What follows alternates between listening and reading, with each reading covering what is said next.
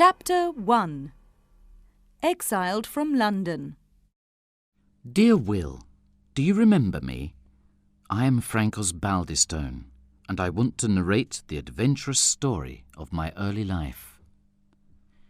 It was the year 1714, and I was about 20.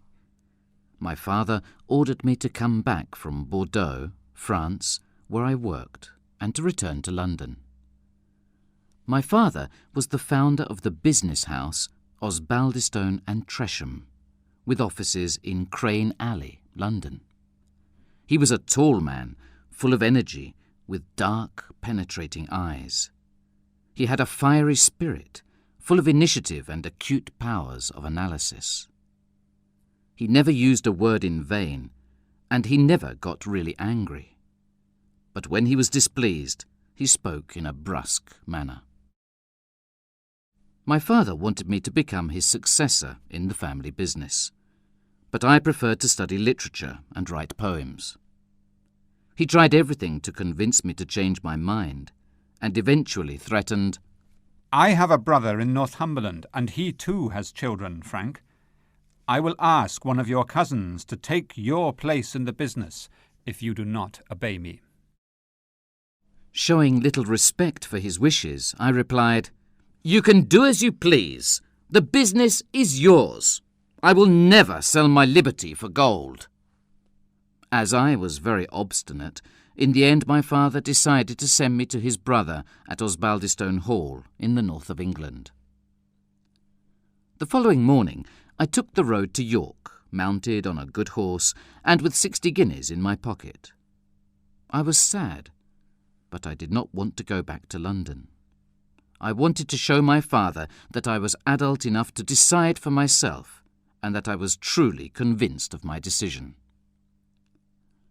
The journey was monotonous, but sometimes I had the opportunity to speak to different travellers, parsons, farmers, officers. We spoke of many different matters: taxes, markets, wars, and outlaws. One man that I met, Mr. Morris, was particularly afraid of outlaws.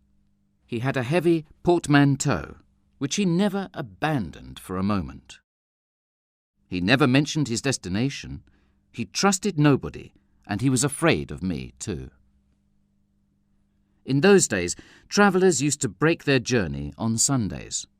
They rested their horses and had dinner together at the local inn, where the innkeeper offered them a meal. On this particular Sunday, I stopped at Darlington at the Black Bear, with my new companion, the strange Mr. Morris. A Scotsman, Mr. Campbell, joined us for dinner. It was the first time I had met a Scotsman, and I looked at him with curiosity, because I had many prejudices against the inhabitants of Scotland. When I was a child, my nurse told me terrible stories about them, of blood and revenge. I considered the Scottish people dishonest, avaricious, and hostile to Englishmen. Mr. Campbell was a tall, athletic man who spoke to other people with superiority. Strangely, my timorous companion, Mr. Morris, asked if he could travel north with him, but Mr. Campbell refused. "Your companion talks too much," he said. "It is unsafe to say where you are going in these troubled times."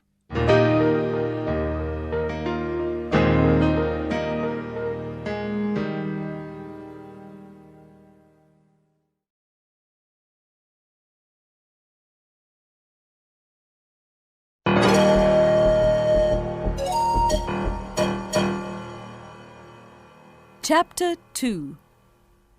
The Osbaldistones. The following morning, I left the company to go westward, where my uncle lived in Osbaldistone Hall. The landscape was romantic and picturesque, and appealed to my love of nature. I went past rivers and little solitary valleys until I arrived at Osbaldistone Hall. The house was in a glen between two mountains, surrounded by a large wood of oaks. I was on a hill above Osbaldistone Hall when I heard the sound of dogs and horses, It was a fox hunt.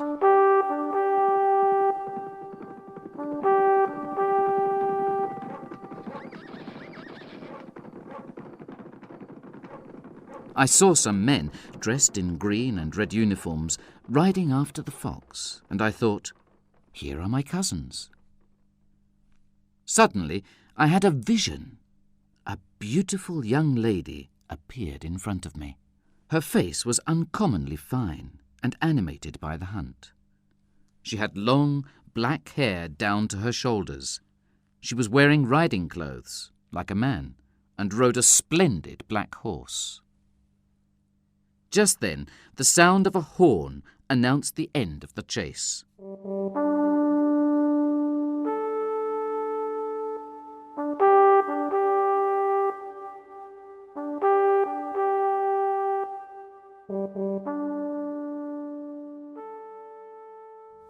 A young man came triumphantly towards us. He was carrying the fox's tail in his hand. The young woman spoke to him. Then she turned to me and said, Excuse me, did you meet a young man on the road, a Mr. Osbaldistone? I am Francis Osbaldistone, I answered. Ah, I'm pleased to meet you, Mr. Osbaldistone. This young man is Thorncliffe Osbaldistone, your cousin, and I am Diana Vernon, she continued. Diana accompanied me to Osbaldistone Hall, where my uncle, Sir Hildebrand Osbaldistone, welcomed me. He was a man of about 60, dressed in hunting clothes. Once he had been a soldier and a knight under King James II. After the king's deposition, he retired to his lands in the countryside, where he was lord. These are your cousins, Francis. He told me.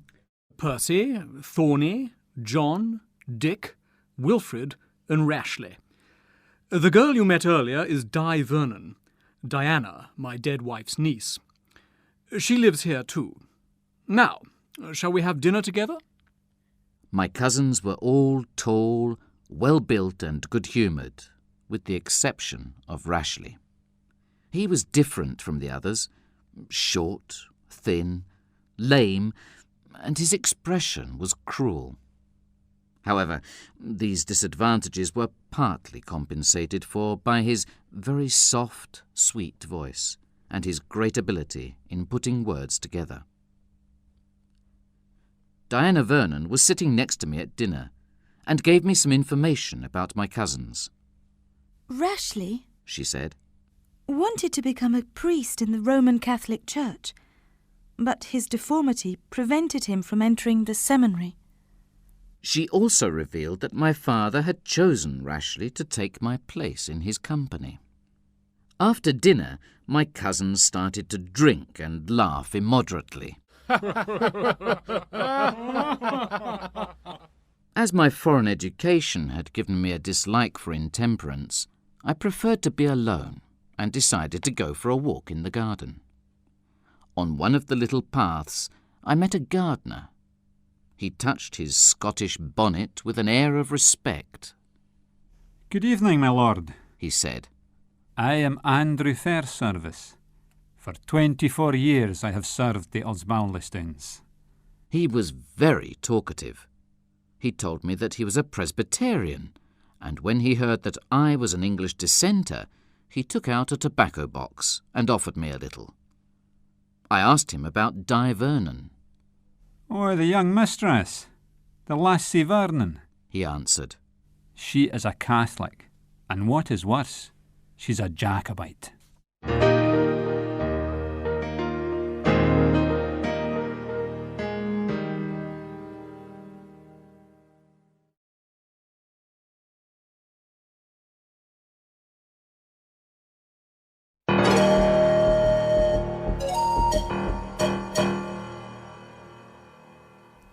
Chapter 3. Accused of robbery. I went to bed that night thinking about the strange Osbaldistone family, my father, Rashleigh, and Di Vernon. When I woke up, I heard the horn announcing that the fox hunt was beginning again.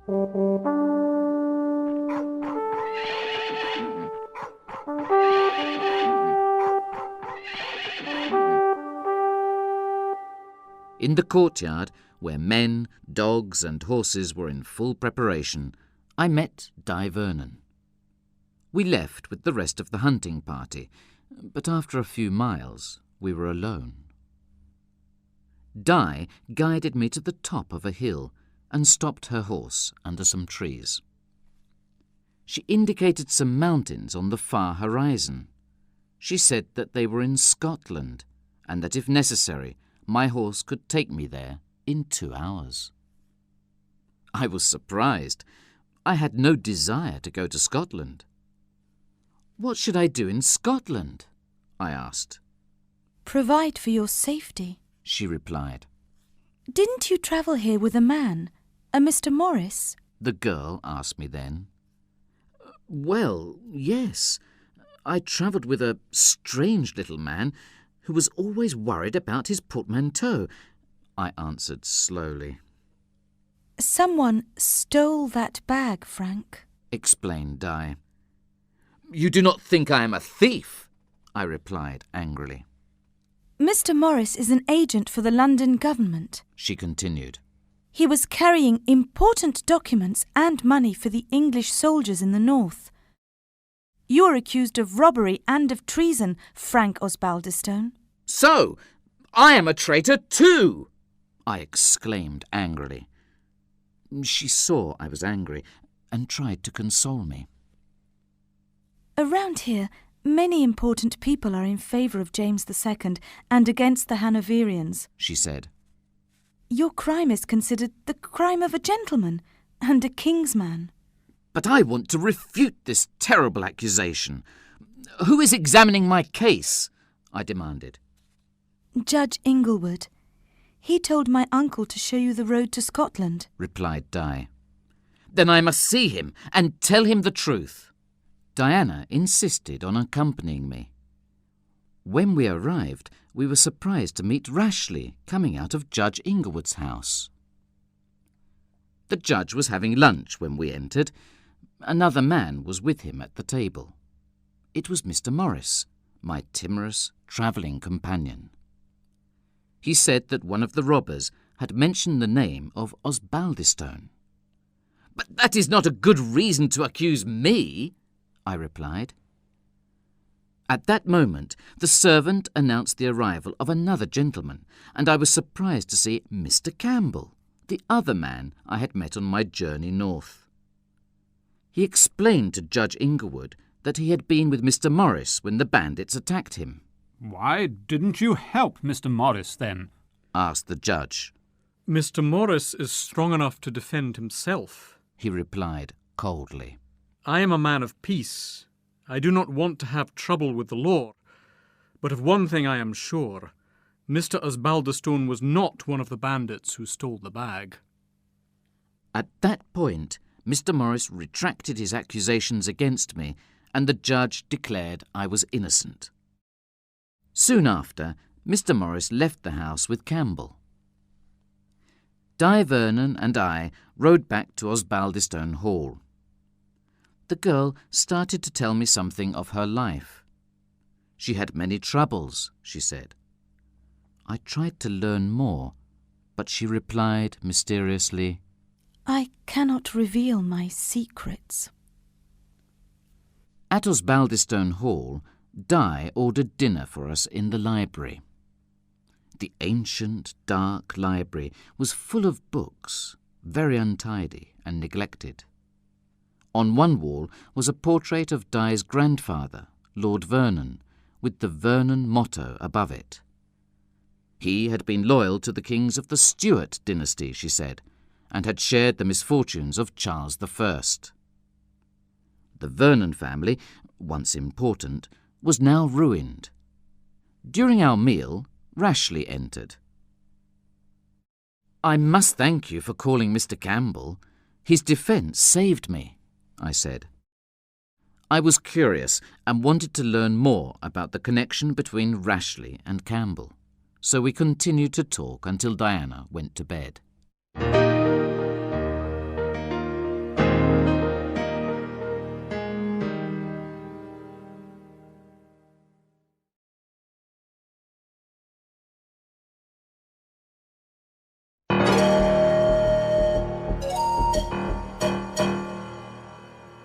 Chapter 4. New Troubles. The following day was Sunday, a dull day at Osbaldistone Hall. We all attended the formal religious service in the morning, and, when it was over, Sir Hildebrand congratulated me. Ha ha! So you did not go to prison after all, my lad. You were lucky this time, but do not tempt fate again. His words embarrassed and irritated me. "On my honour, sir," I replied. "I am innocent. I was not involved in that detestable crime." I was saved from more embarrassment by the arrival of Rashleigh. He was leaving soon for London and wanted to know more about my father, his relations with me, and about the business. I, however, was more curious to find out about Di Vernon. "We were close friends once, and I was her tutor," he said. "Then my studies took me far from her. She must now decide between life in a convent or a convenient marriage. She is engaged to Thorncliffe, my brother, but I am convinced that I am better qualified for her." These words hurt me, and that evening, when I met Di, I was cold and rude to her. At dinner, I drank too much, and so I talked too much, quarrelled, and laughed immoderately. Rapidly, I lost all control. It seemed to me that Rashleigh was making insinuations about my feelings for Di, and, furious with him, I slapped his face. My cousins took me by force to my room and locked the door. I slept badly, and the next morning I knew I must apologise for my behaviour. My cousins accepted my excuses. Only Rashleigh showed his resentment. I also apologised to Diana for my discourtesy to her. She insisted on knowing what had provoked my bad humour, and, embarrassed, I told her. She answered that I had to be careful when speaking to Rashleigh. I decided then that I had to inform my father about my cousin's true character, and wrote him a letter. It was after this that I realised how much Miss Vernon and the secrets around her occupied my thoughts. I was falling in love. Rashleigh left the Hall for London, and after his departure I started to help Di with her studies. I discovered that while she had had an extremely good education, she was totally ignorant of real life beyond the Hall, and knew nothing of accepted feminine behaviour. One day, Andrew Fairservice, the gardener, informed me that news of the robbery incriminating me was circulating in London. I was anxious and decided to send another letter to my father to explain, and rode into town to post it. At the post office, I found a letter from Owen, my father's clerk, waiting for me. He said that he was worried because he had had no recent news from me. He did not mention my previous message concerning Rashleigh, and so I became suspicious. Does someone intercept my letters at Osbaldistone Hall? I wondered. That evening, when I was in the garden, I saw a light at the library window. This was not unusual, because Diana often read there alone. But I was surprised when I observed the shadows of two people inside. After that, I became jealous and started to watch Miss Vernon's looks and actions. I was desperate to know who visited her in the library. The next time I saw the light there again, I ran into the library, but I found Diana alone. However, there was a man's glove on the table. Diana refused to give me any explanation. With an air of authority, she told me I should spend my time in a better way, instead of spying on her. Then she gave me a letter which had arrived for me. "Gracious heaven!" I cried. "My folly and disobedience have ruined my father. This letter says that Rashleigh has gone to Scotland. During my father's absence in Holland, Rashleigh left London, taking documents and large sums of money from the company. Mr. Owen is now in Scotland too, in Glasgow, trying to discover where Rashleigh is hiding. I decided I had to go to Scotland immediately to help my father's clerk. Before I left, Diana gave me a sealed packet without an address and ordered me to open it only in an emergency.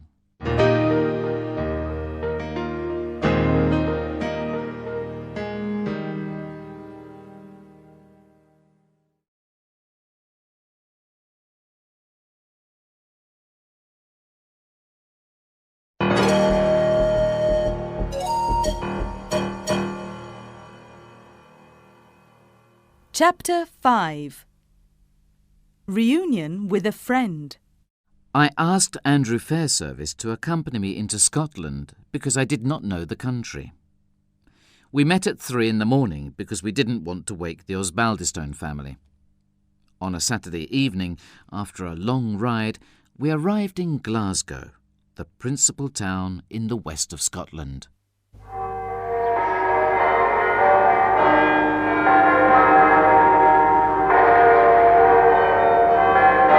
The next morning, all the bells of the city announced the sanctity of the day, Sunday.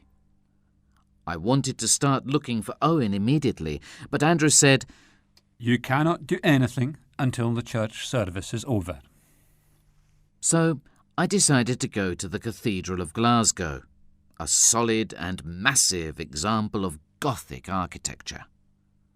While all the people were silent and listening to the sermon, a voice from behind me whispered distinctly in my ear, "You are in danger in this city. Meet me tonight at the brig at 12 precisely." I turned round, but there was no one there. I spent the rest of the day at the inn, reflecting on what I should do. In the end, I decided to go to the appointment on the bridge. I waited on the bridge in the dark. I was very apprehensive. What was going to happen? Then the clock struck midnight.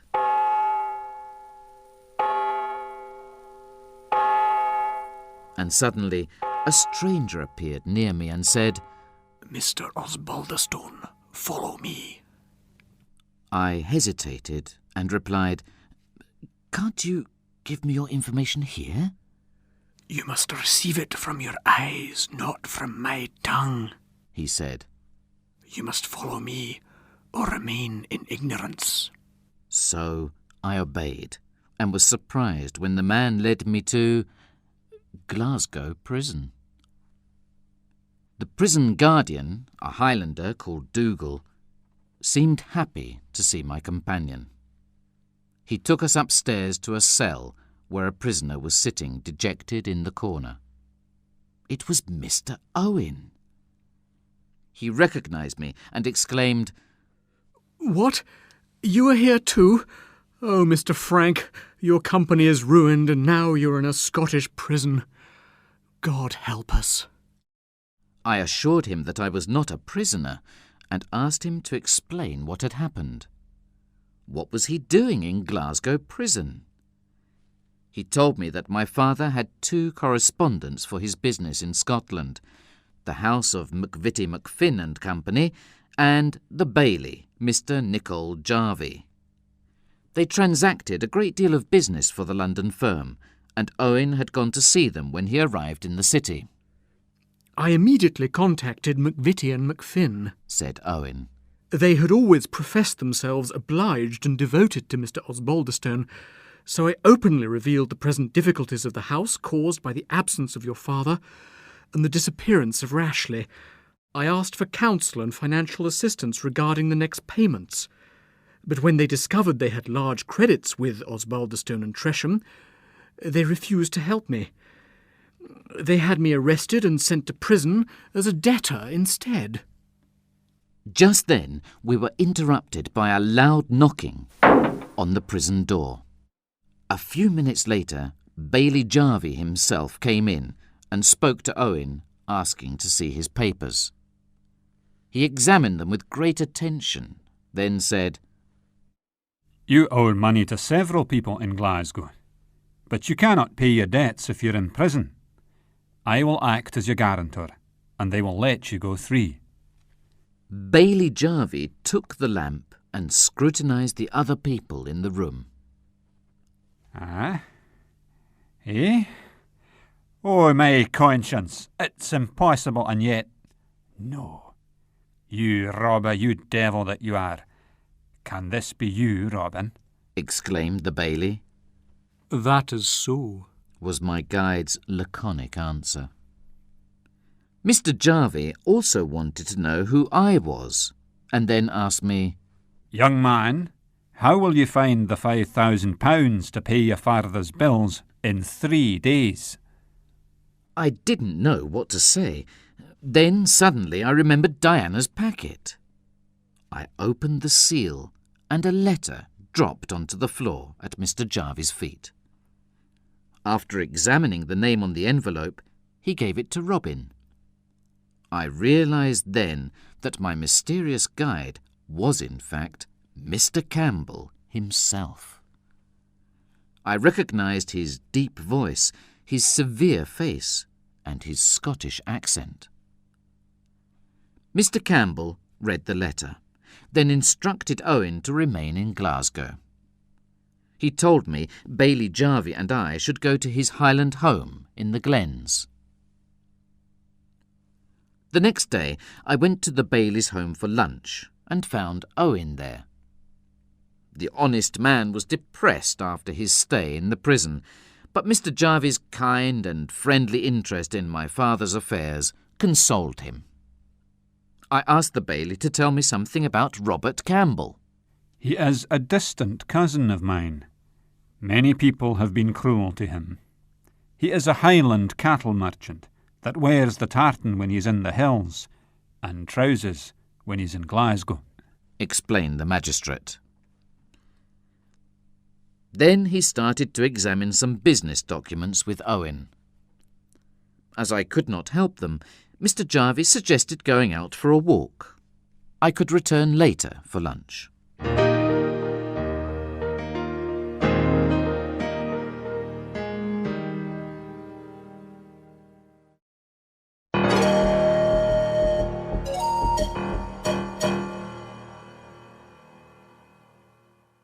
Chapter 6.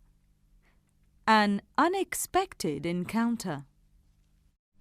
After I left Mr. Jarvie's house, I directed my steps to the college grounds. While I was walking, my attention was attracted by 3 men who appeared at the end of the garden.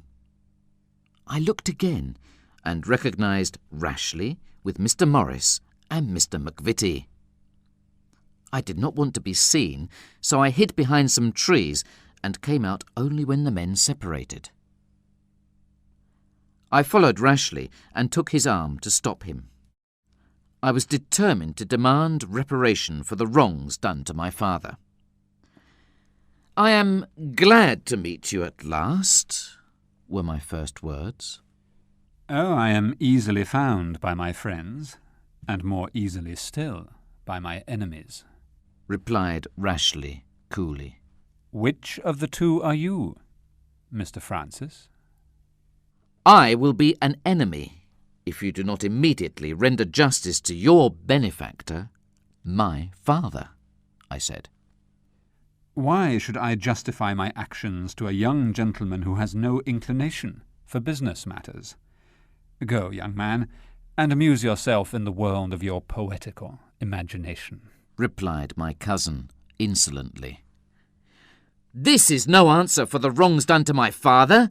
You must come with me to the magistrate and give me full satisfaction, I exclaimed angrily. You insulted me once before, remember? Hissed Rashleigh. Your insolence merits personal punishment. Now, follow me to a place where we cannot be interrupted. I followed him, watching him attentively because I knew that he was treacherous. In fact, I had no time to take off my cloak and take out my sword before he was on me. He attacked me without warning, and I only saved my life by springing back. Rashleigh fought furiously.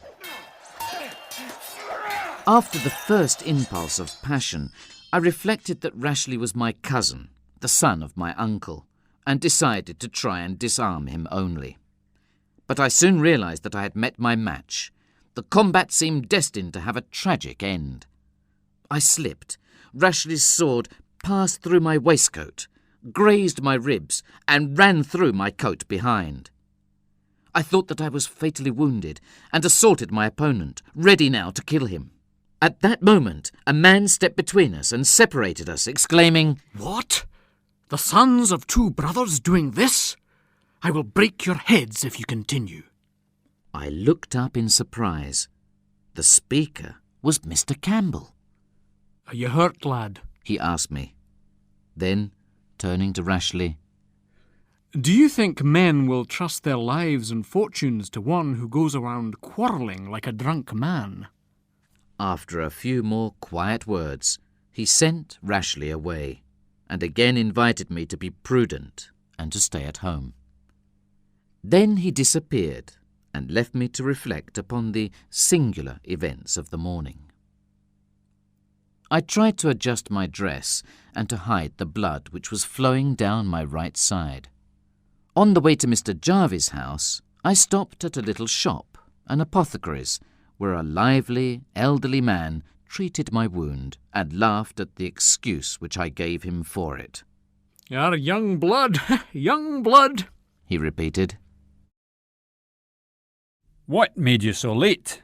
Asked Mr. Jarvie when I returned. I made my apologies, but did not tell him what had happened. Soon we were seated at table, where the baillie entertained me with great hospitality and good humour.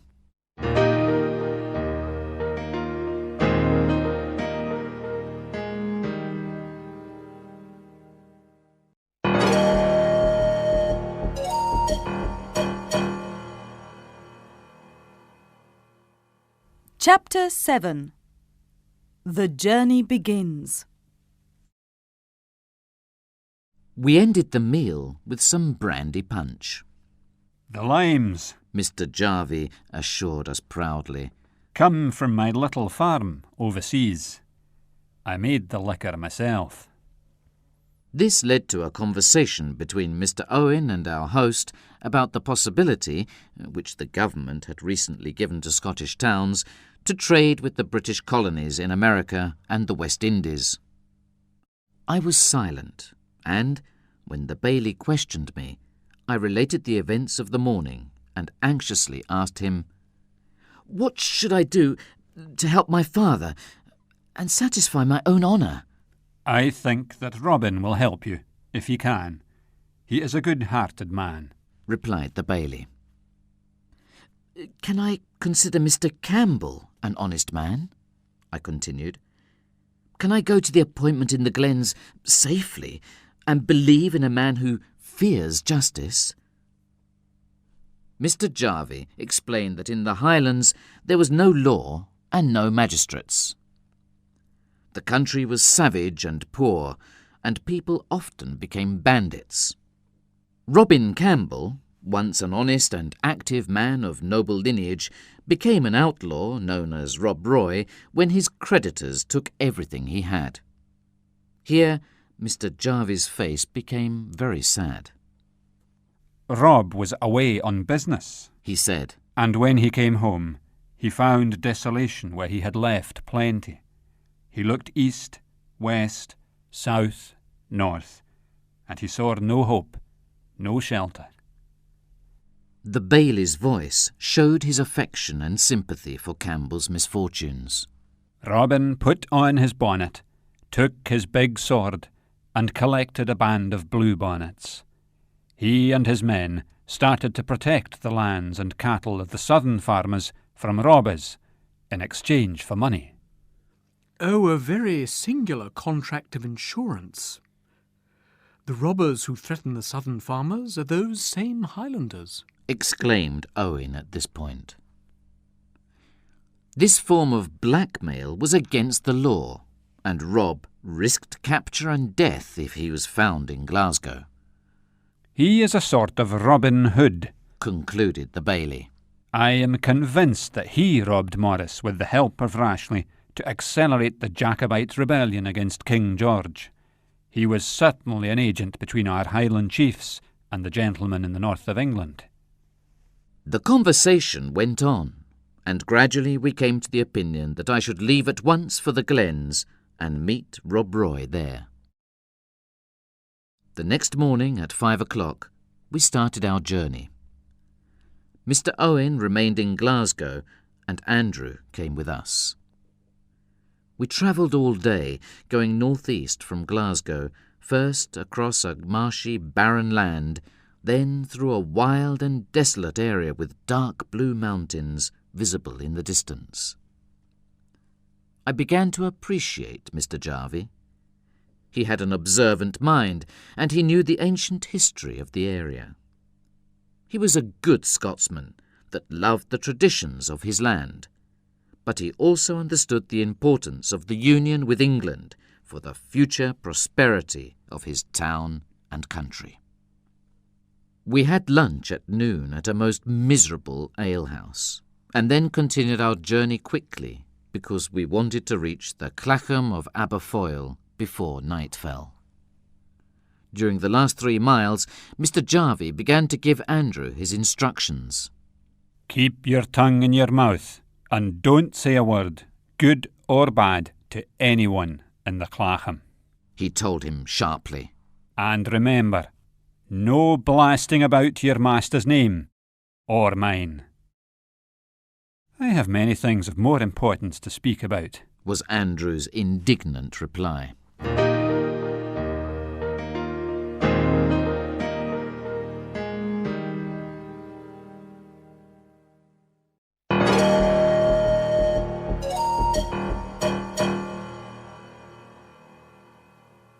Chapter 8.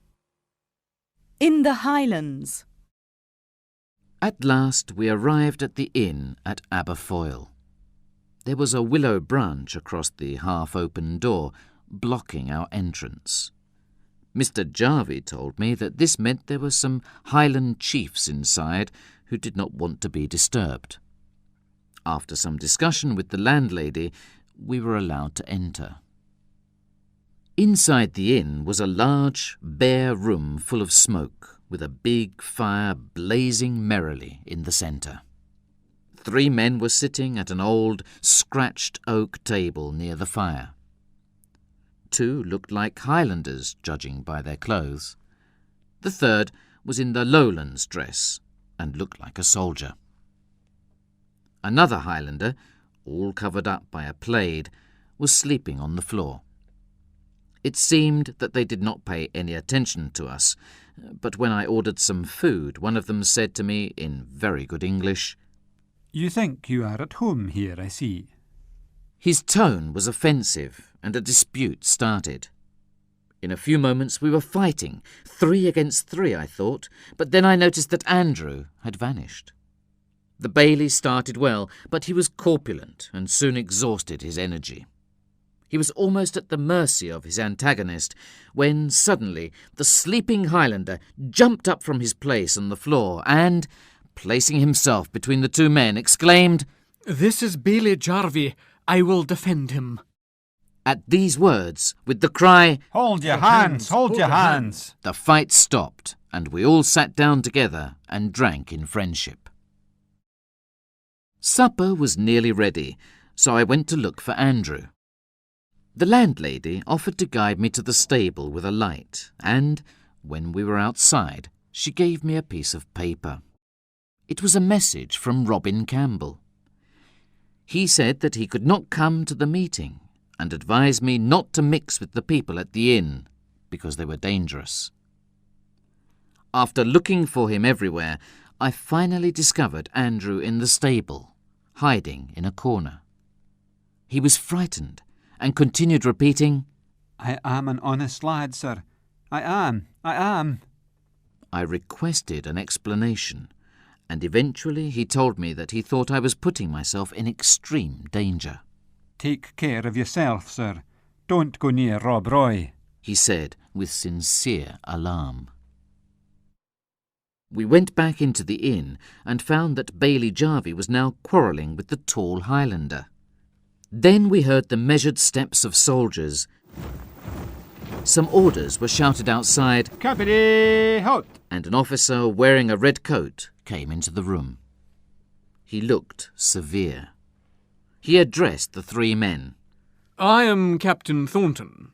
You are, I suppose, the Major and the Highland gentleman I had to meet in this place. They nodded in agreement. Then, pointing to us, he continued, Are these gentlemen with your group?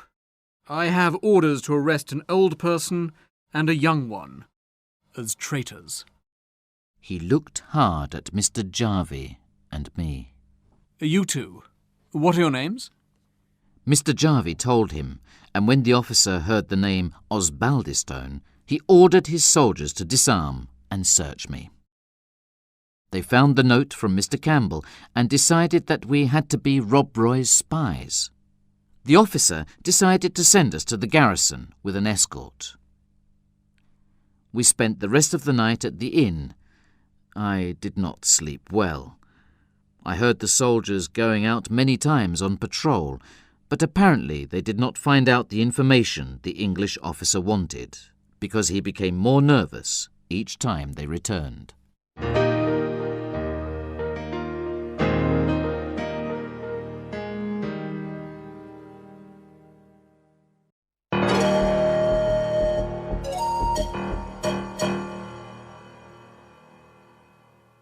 Chapter 9. A Memorable Woman. Early the next morning, some soldiers ran into the inn. They were dragging a Highlander triumphantly. I immediately recognised him. It was the prison guardian, Dougal, the very man who had defended Mr. Jarvie. The bailey recognised him too, and exclaimed, Mercy on us! They have taken that poor creature Dougal. Captain, I will give you money for his liberty. The officer, however, paid no attention to the bailey's request. Instead, he started to question Dougal. He forced the Highlander to admit, with great reluctance and after many contradictions, that he knew Rob Roy MacGregor Campbell, and that he had seen him only an hour before.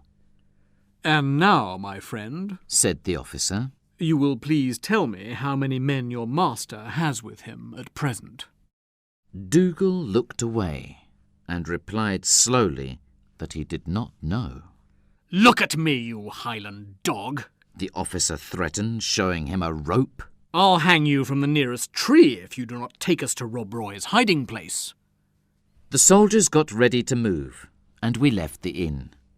I was glad to be outside in the refreshing fragrance of the morning air.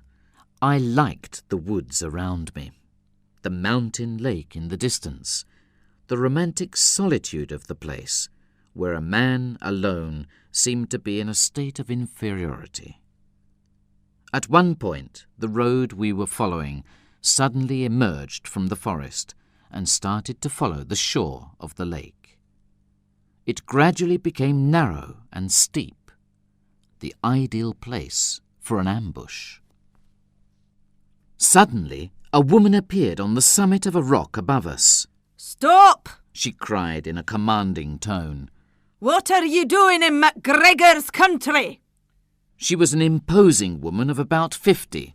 Her face, once beautiful, was expressive, but now full of lines. She wore a plaid wrapped around her body, as Highland soldiers do, and a man's bonnet with a feather. She was also carrying a sword in her hand and had a pair of pistols in her belt.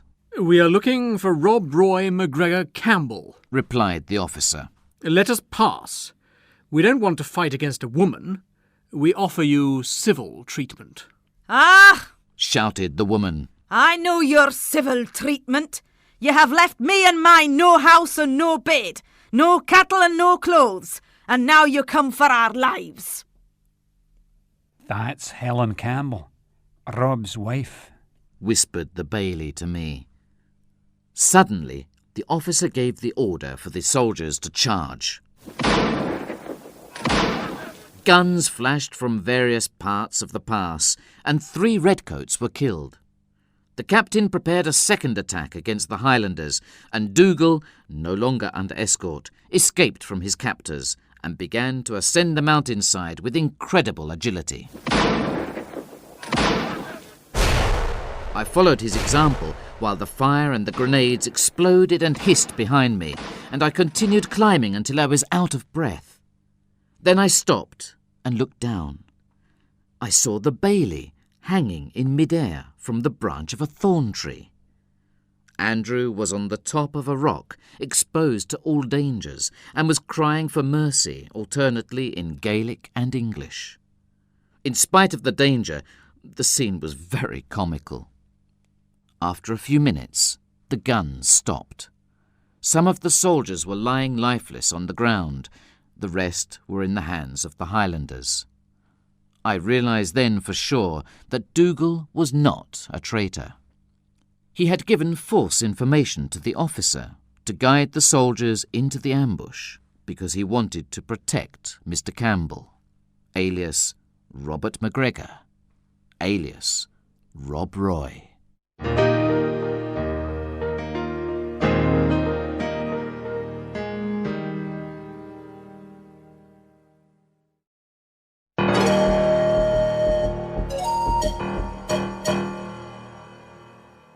Chapter 10. Captured. The Bailey and Andrew were soon freed from their uncomfortable position, and I joined them. Dougal came to our help and took us to Rob Roy's wife. Helen McGregor Campbell had not personally taken part in the fight, but her aspect was menacing. Her hands and arms were naked, her face and sword were stained with blood, her hair was in a disorderly state, her eyes were inflamed by the triumph of victory. She looked like a biblical heroine. "I am very happy to have this joyful opportunity," said the Bailey. "Do you remember me, Mrs. McGregor Campbell? I am your cousin, Nichol Jarvie, son of Deacon Jarvie." He explained the connection between their two families and talked of the times when Rob Roy had still been an honest cattle merchant. We were interrupted by the melancholy sound of bagpipes.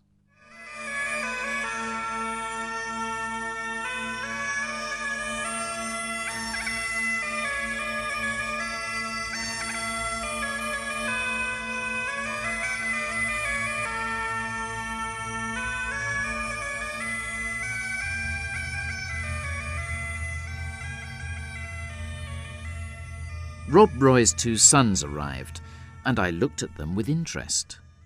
The 2 boys were young, hardly 20. The elder, Hamish, or James in English, was tall, fair and handsome, with blue eyes and a profusion of blonde hair under his blue bonnet. The younger, Robert, or Oig in the language of the Highlanders, had dark hair and a dark complexion. He was a stout, strong boy, a real Highlander.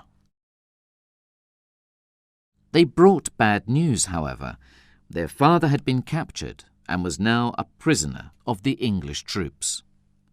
But Helen McGregor did not weep at their news. Instead, she shouted at them furiously, "Your father taken, a prisoner, and you are still alive. Better that you had died protecting him." Rob Roy's sons stood in front of their mother and listened to her reproaching words silently. Their faces showed pain and shame.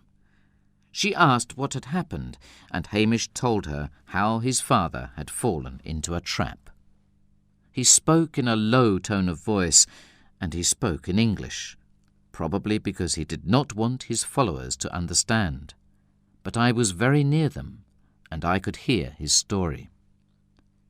A man had brought Rob Roy a message from a person whose name I could not hear.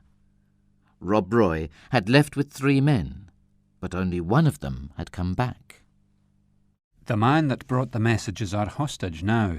Hamish continued. We can try to exchange him for our father. Helen asked to see him, and they brought forward a man half dead with terror. Imagine my great surprise when I recognised him. He was my old acquaintance, Mr. Morris. He fell on the ground before Helen MacGregor and implored her to spare his life. I was totally ignorant of any design on the person of Rob Roy, a man I honour and love. I was sent by Rashleigh with a message for MacGregor, but I did not know of the plot against him. But the woman was not moved by his words. Life is a heavy burden for me. For you it is enjoyment. This enjoyment must end. You shall die, miserable dog, she said, and gave a brief command to her attendants.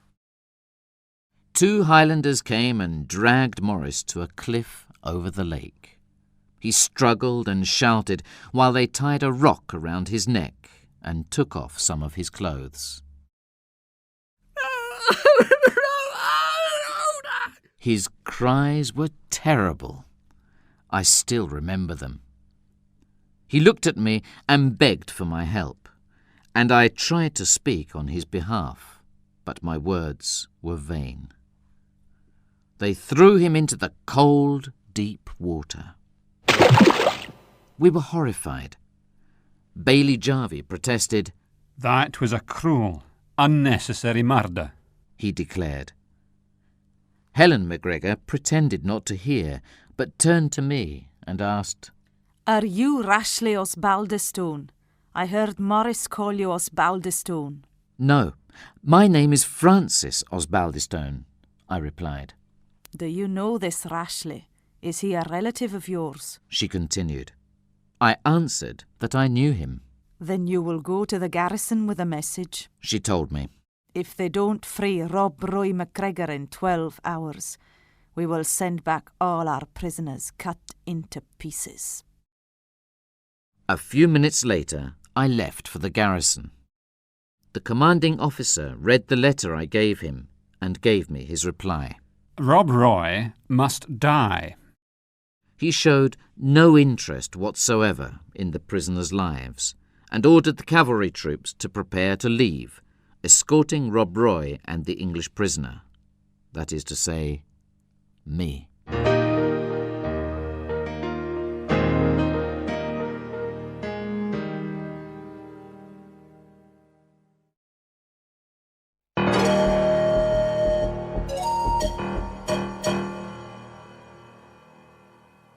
Chapter 11. Where is Rob Roy? We travelled surrounded by armed soldiers. Rob Roy was on a horse tied with a horse belt to a very big, strong Scotsman called Ewan. When we were near the river, Rob Roy whispered to Ewan, It is sad to see a Scotsman who considers an English captain's orders more important than a friend's life. In the middle of the river, I heard a splash and immediately understood. Rob Roy's words had convinced Ewan to free him and give him the chance to live. He had jumped off the horse into the water. The captain also heard the sound and guessed what had happened. You dogs, he cried. Where is the prisoner? Go and look for him. I promise 100 guineas as a reward. There was great confusion. Some soldiers tried to follow the fugitive into the water, but the force of the current carried them away. Others, who were more cautious, galloped along the river banks, shooting and shouting. Escape for Rob Roy was not difficult. He was an expert swimmer. At first he was confused under the water, but then he freed himself from his plaid, swam away under the surface, and was soon out of view. The soldiers saw the plaid in the water and tried to catch it, but they soon gave up. In many places the river was inaccessible because of the thick vegetation, and besides it was getting dark, so it was not easy to see anything in the water. Most of them believed that Rob would not be able to survive the current and the freezing water. At last, the sound of a trumpet announced the retreat. Up to that moment, I had been a spectator, like someone watching a hunting scene at Osbaldiston Hall. But suddenly I heard a voice call out, "Where is the Englishman? He gave Rob Roy the knife to cut the belt. We must kill him." And I realised then the danger of my situation. I jumped from my horse and ran into a wood where the darkness of the night protected my escape. I decided I had to try somehow to return to Aberfoyle. Eventually, I found my way back to the road. While I was walking, lost in my thoughts, a horseman approached me and asked me if the road was safe. I replied that it was not, and then noticed his companion. Both of them were wrapped in travelling cloaks, and the hood of the man's cloak hid his face. But his companion was not wearing a hood, only a small hat, and in the dark her figure seemed familiar. She addressed me in a familiar voice, saying my name. My blood froze in surprise. It was Diana Vernon's voice. But the man with her prevented any further conversation, saying in a commanding tone, "Give him his property." Diana gave me a small case and said, Rashleigh had to abandon your father's papers. Here they are. Now we must part forever. Farewell, dear Frank. Then she galloped away with the unknown man.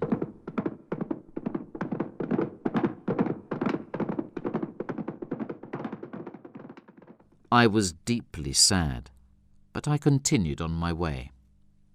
After a while, another voice addressed me. "Good night, Mr. Osbaldistone." There was no doubt. It was Rob Roy. He had escaped his enemies and had acquired a musket and other Highland weapons since his escape at the river. I welcomed him, and he asked me about the events of the preceding day. I told him about the ambush at the lake and the meeting with Diana Vernon.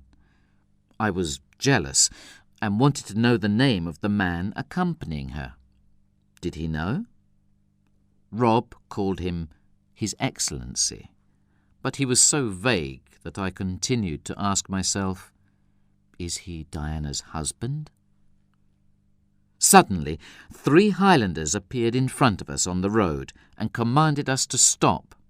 Rob said the word Gregorach, his name in Gaelic, and they cheered us. They were relieved to see that their chief was safe. We arrived at Aberfoyle together, where we met Jarvie, who was waiting for us. The following day, Rob Roy MacGregor accompanied us to Loch Lomond, where we could take a boat to Glasgow. As we rode, he told me, "We Highlanders are rude and ignorant. We are also violent and passionate, but we are not cruel. We are a persecuted generation. We do not want to go against the laws of the country, but people do not permit us to live in peace. So we must fight." He then explained that Rashleigh had been obliged to give back my father's papers.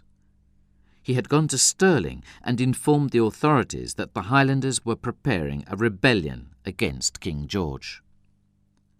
While he was speaking, Helen and his 2 sons arrived. You are welcome. She said, looking at me and at the bailey. Excuse my previous rudeness. We live in bad times. And she gave me a ring. It was one of Diana's rings. A farewell present, Helen said. A boat was waiting for us. We parted from Rob Roy with many manifestations of affection, while the bagpipes sounded their melancholy notes.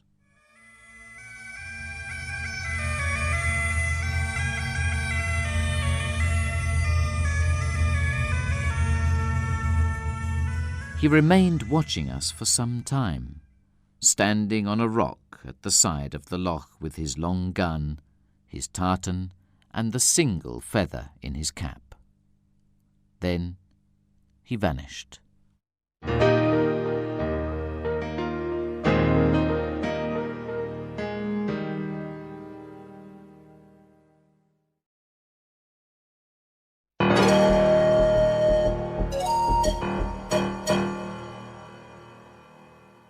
Chapter 12.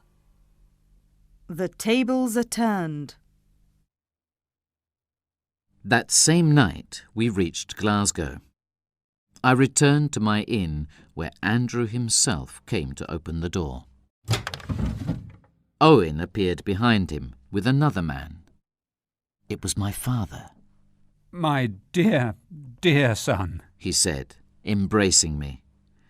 We were overjoyed to see one another. He told me that he had come to Scotland to capture Rashleigh and to put his affairs in order. My father asked Bailey Jarvie to be his firm's correspondent in Glasgow, and we decided to return to London. On the morning of our departure, Andrew Fairservice came to my room like a madman, jumping up and down with excitement, and told me that the long-awaited rebellion of the Highlanders in favour of the old Pretender, King James, was beginning. Rob Roy and his men were on their way to Glasgow. In the troubled times that followed, my Osbaldistone cousins fought for the Jacobite cause, and, one after the other, all perished. My uncle, Sir Hildebrand, passed away in a Hanoverian prison. They say he died of sorrow. After his death, I learned from Judge Inglewood that Sir Hildebrand had left all his property to me in the event of his sons' deaths. He had cancelled Rashleigh from his will because of his support of the Hanoverians, whom my uncle hated. I was now the heir to Osbaldistone Hall. I had inherited everything. The judge also revealed to me that the man they called His Excellency was really Diana's father, Sir Frederick Vernon. He had lived in secret at Osbaldistone Hall for many years, and only Sir Hildebrand, Diana, and Rashleigh knew his secret. I was shocked to hear this information, but at the same time I was pleased. The strange man Diana often met in the library was her father, not her husband. She wasn't married, after all. The next morning I set out for Osbaldistone Hall with Andrew. When we arrived, the house had a very different aspect from the last time I had seen it. It was silent and solitary. The doors and windows were closed. The grass in the courtyards was long, the gardens neglected. A sharp contrast to the lively, bustling atmosphere of some months ago. Andrew knocked at every door of the building. And finally, my uncle's ancient major domo appeared. He seemed very agitated, and when I asked him to light a fire in the library, he was reluctant. I soon understood why. As I waited there, I heard a deep sigh behind me, and turned to see Diana Vernon standing there with her father. "We beg you to help us, Mr. Osbaldistone," Sir Frederick said. "to give us refuge. I am a convinced Catholic. I took part in the rebellion in favour of King James, but I was obliged to flee. I am hiding here at Osbaldistone Hall with my daughter, waiting for a boat to take us to the continent." I invited them to remain for as long as they needed, but I was very agitated. That night there was a violent knocking at the gate. There were soldiers outside. They demanded to enter. They had orders to arrest Sir Vernon on a charge of treason. Diana appeared beside me. She whispered, Danger is familiar to us, Frank. Don't be afraid. We will escape into the garden and then into the wood. Dear, dear Frank, farewell. I heard Andrew shouting. With the soldiers there was a magistrate with a legal mandate, accompanied by Rashleigh. They went at once to the library, but it was already empty. Diana and her father had fled. They ran into the gardens and caught the fugitives at the gate. It seemed all was lost. But then, as the escort party was leaving with their prisoners, they found a barricade at the hall gates. A group of Highlanders barred the way with their cattle. Rashleigh's men were trying to drive the cattle away when suddenly the leader of the Highlanders cried, "Claymore!" It was an ambush prepared by Rob Roy. There was a desperate fight. The soldiers fled and Rashleigh was badly wounded. "Ask pardon for your treason in the name of God, King James, and our old friendship," cried Rob Roy, his sword at Rashleigh's throat. Never, replied Rashleigh firmly. "Then, traitor, die for your treason," cried Rob, and passed his sword through his enemy's body. He was still breathing when we brought him to the hall. His last words were for me. the pangs of death do not alter my feelings towards you, Frank Osbaldeston. I hate you with an immense hatred. And then he died. Diana and her father escaped and took the boat to France. I returned to London to work in my father's company. After some time, my anxiety to learn the fate of Miss Vernon became acute, and I embarked for France. There, after many adventures, I found her and married her. We have lived happily together since that day.